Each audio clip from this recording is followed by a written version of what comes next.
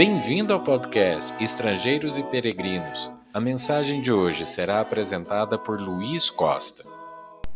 Quem tem medo dos outros cai numa armadilha, mas o que confia no Senhor está seguro. Provérbios, capítulo 29, versículo 25. Pense um pouco sobre o que esse provérbio está nos dizendo. Que muitas pessoas estão caindo em problemas, ciladas, em suas vidas por temerem os homens. De que forma temer o homem se mostra uma armadilha? Eu acho que o ponto é que podemos ser pressionados a fazer coisas que não deveríamos, coisas erradas, por temer os homens. Talvez você tome decisões erradas, porque tem medo do que as outras pessoas irão pensar. E tudo isso é uma grande armadilha para quem age assim. Nós temos casos na Bíblia de pessoas que temeram mais aos homens do que a Deus. E embora tivéssemos vários exemplos que poderíamos analisar, eu quero pensar em dois envolvendo a vida de Jesus. O primeiro exemplo sobre algumas autoridades da época de Jesus.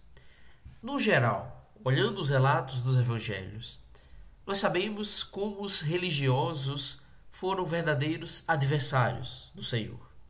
Não creram em Jesus, até tentaram induzir outros a não crerem e, afinal de contas, armaram ciladas contra Jesus, planejando, arquitetando a sua morte na cruz. Mas no final do ministério de Jesus, em João capítulo 12, nós temos um comentário curioso sobre algumas autoridades. João 12, 42 e 43. Contudo, muitos dentre as próprias autoridades creram nele, mas por causa dos fariseus não o confessavam, para não serem expulsos da sinagoga, porque amaram mais a glória dos homens do que a glória de Deus. Em meio a todas aquelas autoridades, especialmente religiosas, que resistiam a Jesus, algumas creram nele. Creram provavelmente nos seus sinais, nas suas palavras, nas evidências de que Jesus era o Messias, mas não tiveram coragem de confessar isso, pois temiam os homens, temiam os fariseus. Eles poderiam ser expulsos da sinagoga se confessassem a Jesus.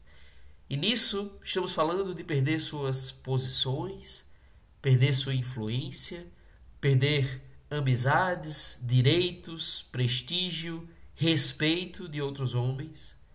O comentário de João foi que amaram mais a glória dos homens do que a glória de Deus. Que triste ver religiosos que estavam mais preocupados com a aprovação dos homens do que com a aprovação do próprio Deus. O segundo exemplo, ainda mais marcante, é do apóstolo Pedro negando a Jesus. E a história é bem conhecida. Na última noite, na noite anterior à sua crucificação, Jesus falou para os discípulos de que eles iriam abandoná-lo. Mas Pedro declarava categoricamente que não faria isso. Ele chegou a dizer: ainda que me seja necessário morrer contigo, de modo nenhum te negarei. Demonstrando uma coragem, ao menos no discurso. Agora, após o Getsêmani, após receber uma repreensão de Jesus, inclusive, por cortar a orelha de um homem e de ver o Senhor ser preso, a coragem de Pedro sumiu. E conhecemos bem a história quando ele negou a Jesus por 3 vezes. Mateus 26, a partir do versículo 69, nos fala sobre isso. Ora, estava Pedro assentado fora no pátio e, aproximando-se uma criada, lhe disse: também tu estavas com Jesus o Galileu? Ele, porém, o negou diante de todos, dizendo: não sei o que dizes. Pedro, amigo próximo, íntimo a Jesus, e um dos servos escolhidos por ele para ser um dos apóstolos, negando ao Senhor, dizendo que nem sabia do que a mulher estava falando.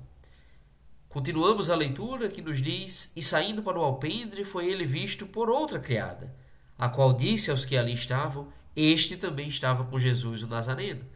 E ele negou outra vez, com juramento: não conheço tal homem. E ainda uma terceira vez.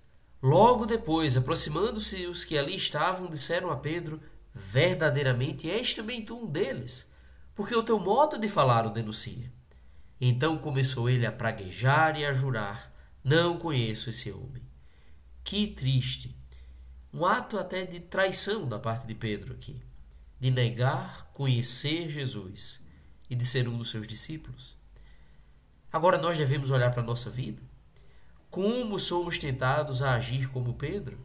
Em vários momentos, confessar a Cristo vai envolver sermos rejeitados pelos outros, repreendendo suas más obras, não participando do seu pecado, mostrando que os nossos valores, prioridades são diferentes das deles.